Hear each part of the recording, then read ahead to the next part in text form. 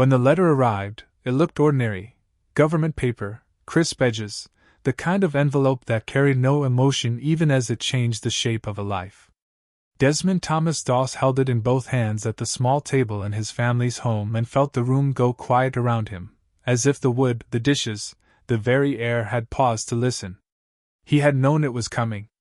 Everyone had. The war had been swallowing young men from towns and farms and cities for years now, drawing them into uniforms and sending them across oceans. Still, the moment the draft notice became real, his name printed plainly, instructions spelled out in stiff language, something settled in his chest like a weight. Not fear of the battlefield, not exactly. It was the collision he had always seen coming, the army's expectation that a soldier carried a weapon, and the vow he had made long before he understood war. He read the words once, twice, then folded the paper carefully as if reverence might soften what it demanded. His mother watched him from the kitchen doorway. She knew him well enough to read his face. "You going to do what they ask?" she asked softly. Desmond looked up, eyes steady. "I'm going to serve," he said. "But I can't do it their way."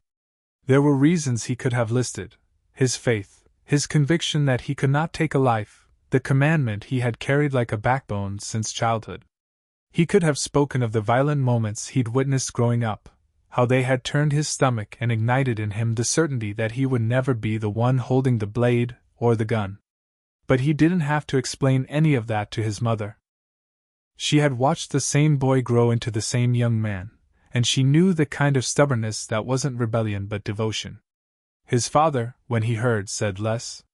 He had his own history with anger and regret, and a part of him admired the calm resolve in his son even as another part feared what such resolve might cost.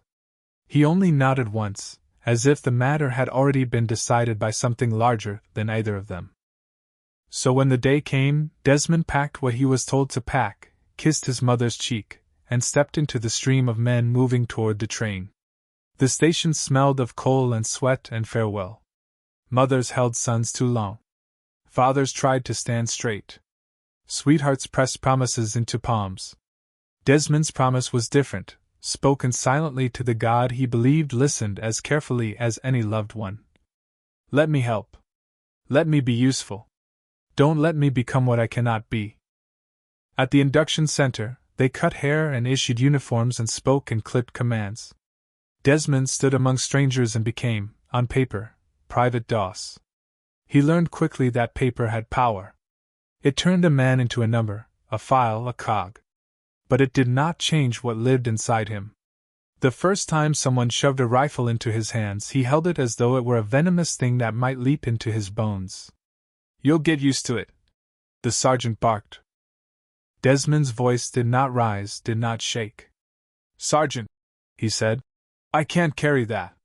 The sergeant stared, waiting for the punchline that did not come. "Can't?" "I won't," Desmond corrected gently, because the distinction mattered.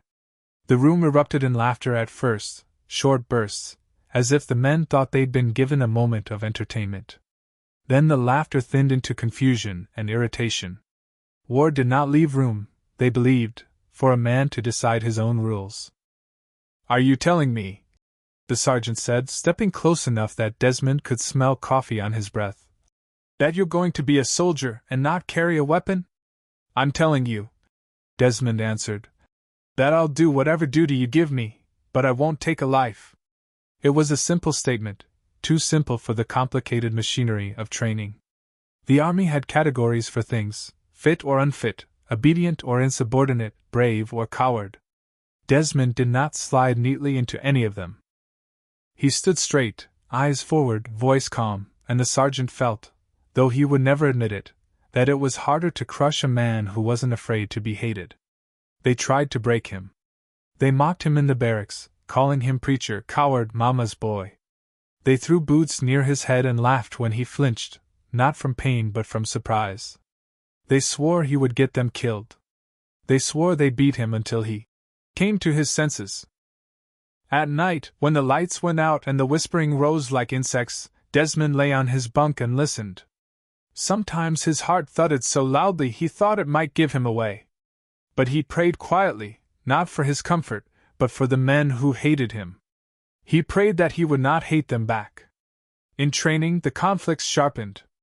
Saturdays were drills, Sundays were meant for rest, but the Army's rest still demanded compliance. Desmond asked to attend church. He asked to keep the Sabbath as he had always kept it. Each request was taken as a challenge. "This ain't your little town," one officer snapped. "This is the United States Army." Desmond nodded. "Yes, sir." "And in the Army," the officer continued, "you do what you're told." Desmond's mouth went dry. "Yes, sir." "Then pick up the rifle." Desmond did not move. Silence fell, heavy and dangerous. The officer's face reddened. He was used to resistance that was loud, defiant, performative. This was something else, a refusal that came not from ego but from a core that would not bend. Punishments followed. Extra duty. Long runs. Cleaning latrines until his hands cracked. Standing at attention for hours under the sun. Each time, Desmond accepted what came without complaint. His endurance made some men angrier. They wanted him to either fight back or fold, anything to prove he was like them. But he neither fought nor folded. He simply remained.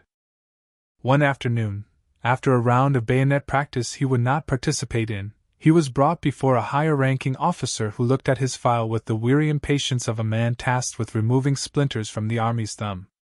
"You're causing trouble," the officer said. "You understand that?" "I'm trying not to, sir," Desmond replied.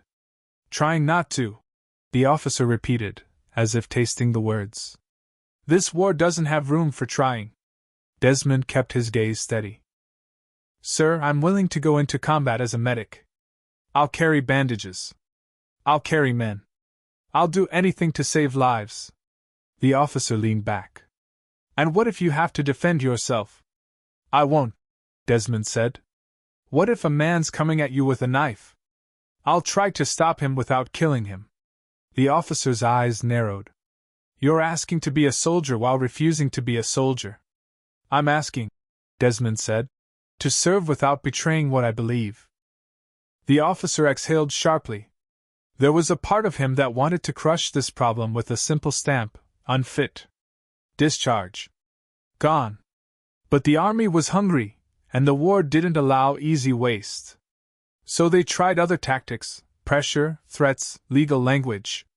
Desmond faced the possibility of court-martial. He heard the word repeated as if it were meant to turn his blood to ice. Men whispered about prison.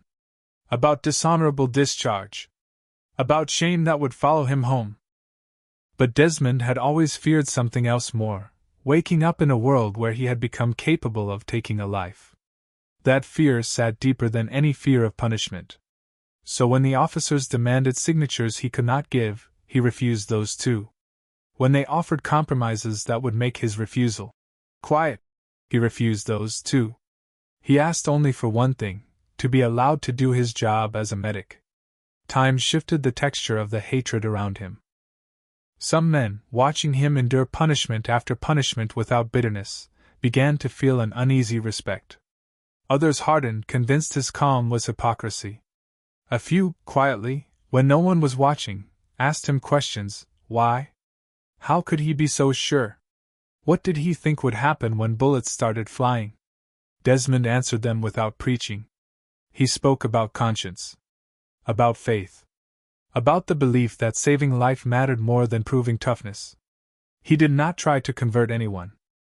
He only tried to be honest. Eventually, in the grinding bureaucracy of war, decisions got made. Desmond was assigned to train as a combat medic. He learned to pack wounds, administer morphine, apply tourniquets, splint broken limbs. He studied anatomy and triage. He practiced under stress until his hands could move with precision even when his mind was swimming.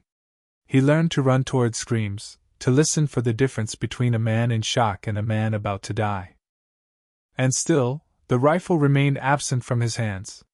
When he shipped out, the boat ride across the ocean felt like entering another world. The air smelled of salt and fuel.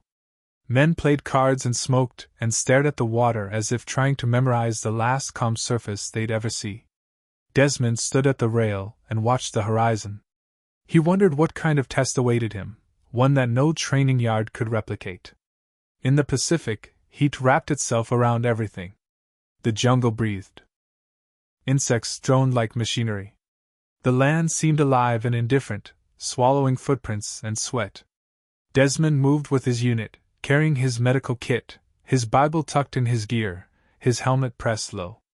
Combat arrived not as a dramatic moment but as a sudden, violent reality, cracks in the air, dirt erupting, men dropping. The first wounded man Desmond reached was young, eyes wide, hand clamped to a wound that pulsed red through his fingers. Desmond knelt in the mud, ignoring the bullets that snapped overhead, and spoke in a voice steadier than he felt. "I'm here," he said. "I got you." His hands did what they had been trained to do. Pressure. Bandage. Reassurance. The man's breath hitched, then steadied.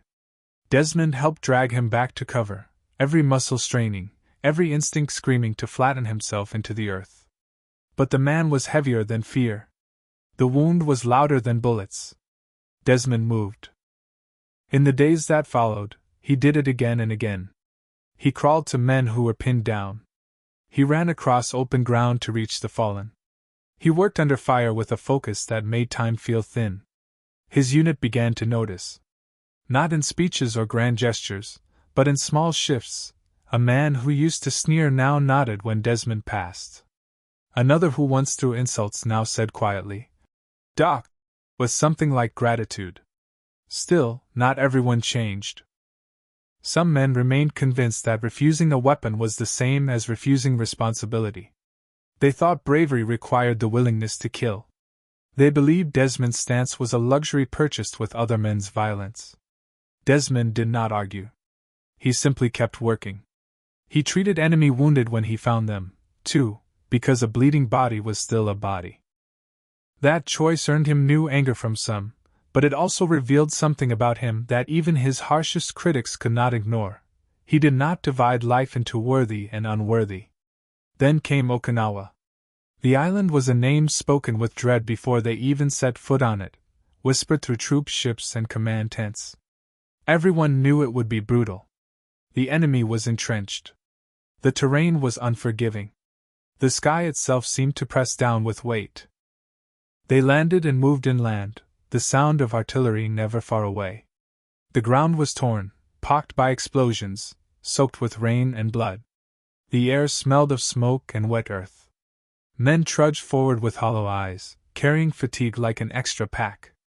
And then they reached the escarpment, a jagged rise of rock and earth that loomed like a wall. It was a cliff that seemed to cut the world in two. At the top was a plateau, a battlefield waiting. The soldiers called it by a name that sounded almost like a joke until you saw it, Hacksaw Ridge. To climb it, they used cargo nets that hung down the rock face. Men climbed with rifles and packs, boots slipping, hands burning, hearts hammering. Above them, the plateau hid whatever waited in the smoke. Desmond climbed with his medic's kit, each upward pull a prayer. At the top, the world exploded into chaos. Machine gun fire raked the edge. Mortars thumped. The ground shook. Men dropped and screamed and crawled and went still. Orders were shouted, swallowed by noise. Smoke blurred the air. The enemy was everywhere and nowhere, hidden in caves and ridges, firing from positions carved into the earth. Desmond moved among the wounded, his figure ducking and darting through bursts of violence. He treated one man's shattered leg, then another's torn shoulder. He pressed bandages into wounds that kept spilling. He talked men back from panic, kept them breathing, kept them alive long enough to be pulled to safety. Then the order came to retreat. It was not a neat, orderly withdrawal. It was a desperate pulling back from a killing field. Men scrambled toward the cliff edge, grabbing the nets, climbing down as bullets snapped overhead. Some wounded could not climb. Some were too broken, too weak. Some were already bleeding out where they lay. Desmond saw them, shapes in the smoke, voices calling for help, bodies twitching in mud. He saw men left behind. Something in him tightened, not with anger, but with clarity. This was the moment his whole life had been pointing toward. Not the debate in a training yard, not the ridicule in a barracks, not the paperwork. This. He could have gone down with the others. He could have obeyed the retreat order and told himself there was nothing more he could do. He could have survived. Instead, he turned back. At the ridge's edge, the plateau stretched out, littered with broken equipment and bodies. The enemy's fire continued, relentless. Desmond's mouth tasted of smoke. His hands shook, and he forced them to still. He knelt briefly, head bowed, and prayed, not for safety, but for strength. "Lord," he whispered, "help me get one more." He crawled into the battlefield. The first wounded man he found was groaning softly, trying to pull himself toward cover. Desmond slid beside him, assessed quickly. A wound in the side, bleeding heavily. The man's eyes were glassy, lips pale. "Doc?" the man rasped, disbelieving. "Yeah," Desmond said, voice low. "I'm here." He worked fast.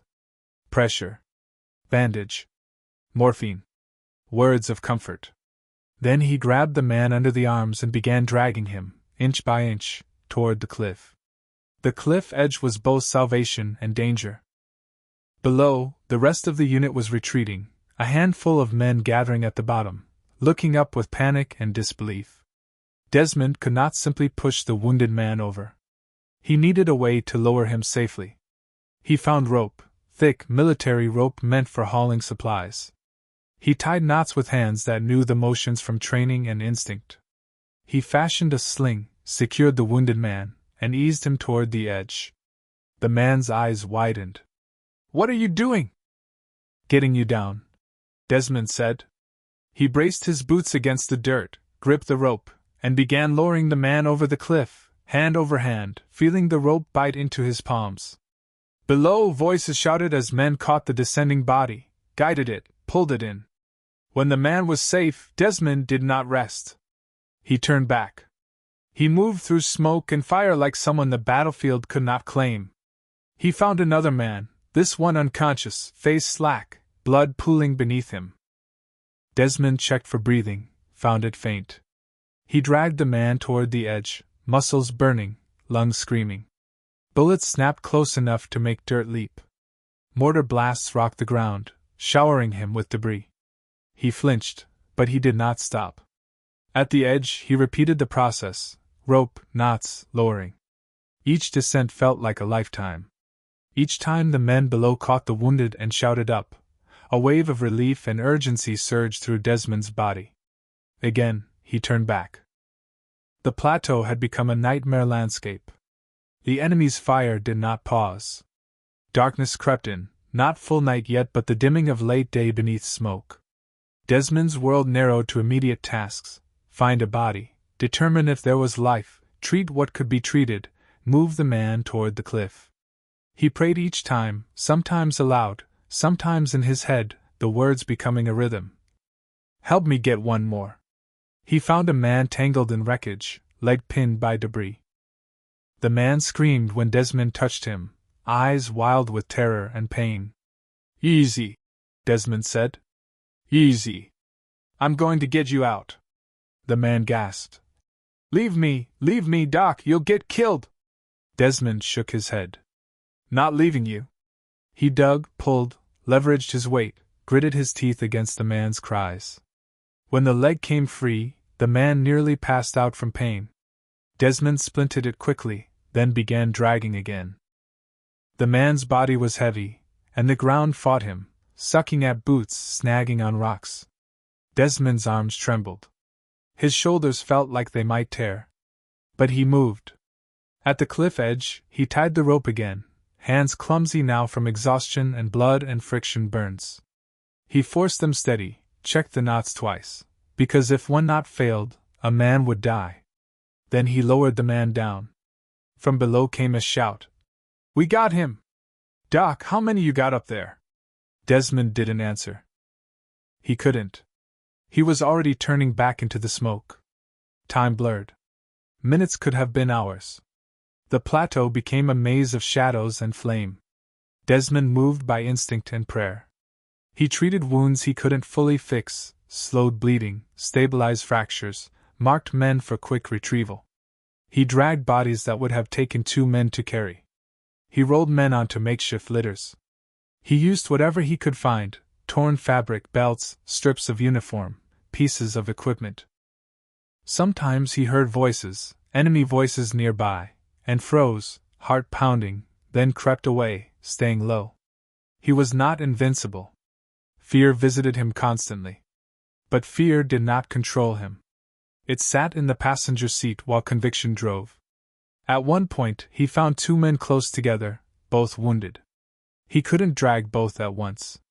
He treated them quickly, then began hauling the larger one toward the cliff, leaving the other tucked behind cover with a whispered promise. "I'm coming back." He lowered the first man down, hands cramping around the rope until his fingers felt like they might lock. When he finished, he climbed back up the short distance and went searching again, repeating the pattern until his body felt like it might collapse. Somewhere in that long night, his helmet was dented by shrapnel. It rang his skull like a bell. He staggered, tasted blood in his mouth, then forced himself forward. Another explosion threw him to the ground. Dirt filled his nose. He coughed, blinked through tears, and crawled onward. The men below could not believe it. They watched wounded man after wounded man descend the cliff, each one alive because Desmond refused to leave. They called up to him, begged him to come down, promised they would go back for the rest when they could. But Desmond's answer, when he gave one at all, was always the same in spirit: "One more." Later, the count would settle around a number, 75, because war demanded numbers for reports, for medals, for history. But on that plateau, Desmond did not count. Counting made it about achievement. He was not there for achievement. He was there for the man in front of him, the one whose blood warmed his hands, whose breath hitched in pain, whose eyes begged. When dawn finally began to thin the darkness, Desmond's body was nearly empty. His uniform was stained, his hands raw, his face smeared with soot and blood. He stood at the cliff edge after lowering another man, breathing hard, and for a moment, he swayed. Below, someone shouted, voice hoarse, "Doc! Come down! That's enough!" Desmond looked back at the plateau, a place of death he had walked through like a servant refusing to abandon his work. He listened. There were still sounds, distant cries, faint moans, the crack of gunfire. He closed his eyes. "Lord," he whispered, "help me get one more." And he went back again. When the fighting shifted and the unit later returned to take the ridge, the story of what Desmond had done spread like wildfire through exhausted ranks. Men who had once mocked him now spoke his name with reverence. Men who had called him coward now could not meet his eyes without shame. Some came to him quietly and said, "Doc, I was wrong." Desmond did not gloat. He did not demand apologies. He simply nodded, as if forgiveness was as ordinary as breathing. But the ridge was not finished with him. On another day of combat, Desmond was moving forward with the infantry when explosions tore the air again. He saw a wounded man ahead and ran toward him. A grenade landed near them. There was no time to think in sentences. Desmond threw himself toward the blast, trying to shield the other man, and the explosion punched into him like a hammer. Pain flooded his body, hot, sharp, immediate. Shrapnel tore into his legs. He gasped, fingers clawing at the earth. The world narrowed to sound and fire, and the taste of metal. Still, he tried to work. He forced himself to look at the other man, to assess, to reach into his kit. His hands trembled violently. He pressed bandages where he could, even as his own blood soaked his uniform. Someone reached him, another medic, perhaps, or a soldier. Voices shouted. Hands grabbed him. Desmond's first instinct was not to accept help. It was to ask about the other man. "Get him," he rasped. "Get him first." They tried to lift Desmond onto a stretcher. He fought weakly, refusing to be moved until he was sure others were cared for. Only when he saw, through blurred vision, that the wounded man was being carried too did he stop resisting. They began evacuating him, carrying him across ground that shook with ongoing fire. Desmond's head lolled, but he remained conscious, grit keeping him awake. Then another wounded soldier appeared nearby, collapsing in pain. Desmond, half carried, half dragged, saw him and insisted they stop. "Bring him," Desmond said, voice ragged. "We can't leave him." The men carrying him hesitated, incredulous. Desmond was bleeding badly, his legs shredded, his face pale. But his eyes held the same stubborn light they had held in training. They set him down briefly and helped the other man. Desmond used what little strength he had left to assist, even while shaking. Only then did they resume moving him. Later, as they carried him on a stretcher, a sniper's bullet slammed into his arm, fracturing bone. Desmond cried out, an involuntary sound, then clenched his jaw, breathing through the pain. The stretcher-bearers stumbled, then kept going, faces tight with fear and determination. At last they reached relative safety. Desmond was loaded onto a vehicle, then moved farther back. His body felt distant, as if he were floating above it. Faces hovered over him, voices muffled. He heard someone say he needed surgery. He heard someone call him a miracle. He slipped in and out of consciousness with the image of the cliff still in his mind, rope in his hands, a man's weight descending, the prayer that had become a lifeline. Recovery was slow. Wounds healed reluctantly. Pain lingered.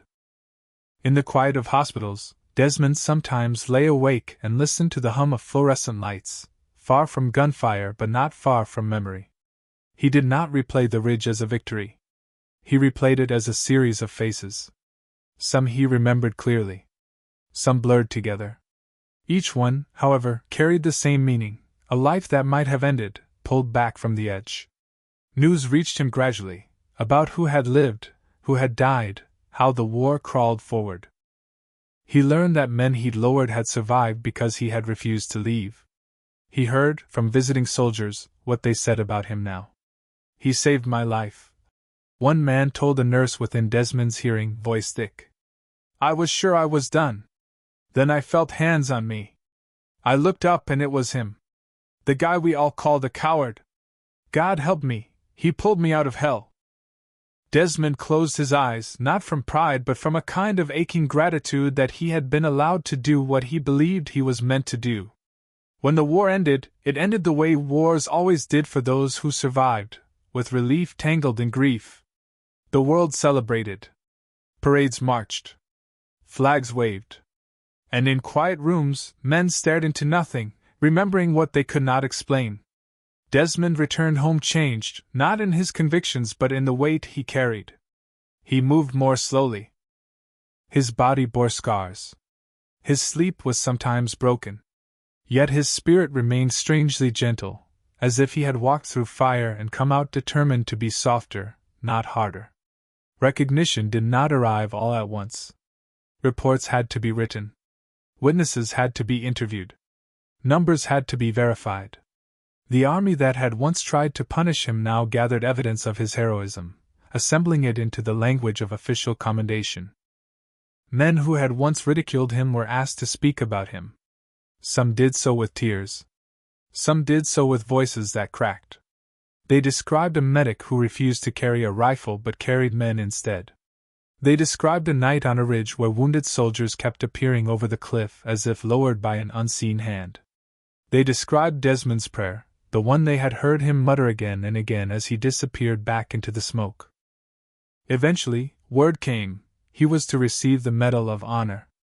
The day of the ceremony arrived with a different kind of formality than any Desmond had known.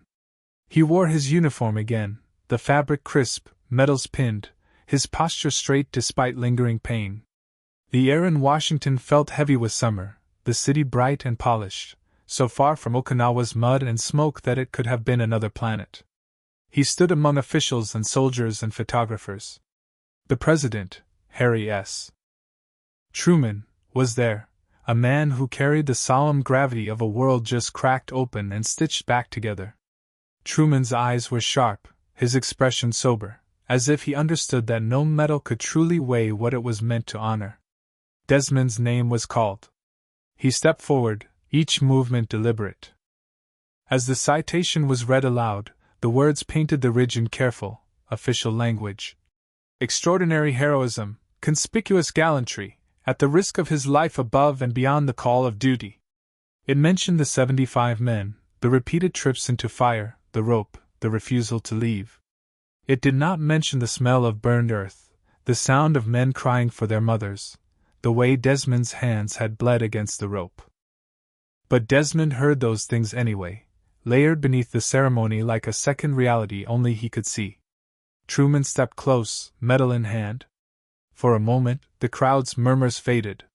The president looked at Desmond, not as an anomaly to be managed, not as a problem to be corrected, but as a man who had done something almost incomprehensible. "I'm proud of you," Truman said, voice carrying. "You really deserve this." Desmond swallowed, throat tight. He did not know how to accept praise without feeling the shadows behind it. He thought of the men who hadn't come home. He thought of the ones who had, because he had been allowed to keep going back. Truman placed the Medal of Honor around his neck. The weight settled against Desmond's chest, cool metal against warm skin, a symbol meant to speak for things beyond speech. Cameras flashed. Applause rose, echoing off polished buildings. Desmond stood still, eyes forward, but his mind was back on the ridge for one brief moment, not in terror, not in chaos, but in the quiet sliver between each rescue, when he had paused, looked into smoke, and asked for the strength to do it again. The ceremony concluded. People shook his hand. Some saluted. Some simply stared as if trying to understand how a man could walk into a war without a weapon and come out with the highest honor a soldier could receive. Desmond walked away carrying the medal, but also carrying the same thing he had always carried, the conviction that saving life mattered, that conscience mattered, that faith could be more stubborn than fear. And though the world would remember the number, 75, Desmond remembered something else. Not a count. Not a headline. A prayer, whispered into smoke, answered again and again. "Help me get one more."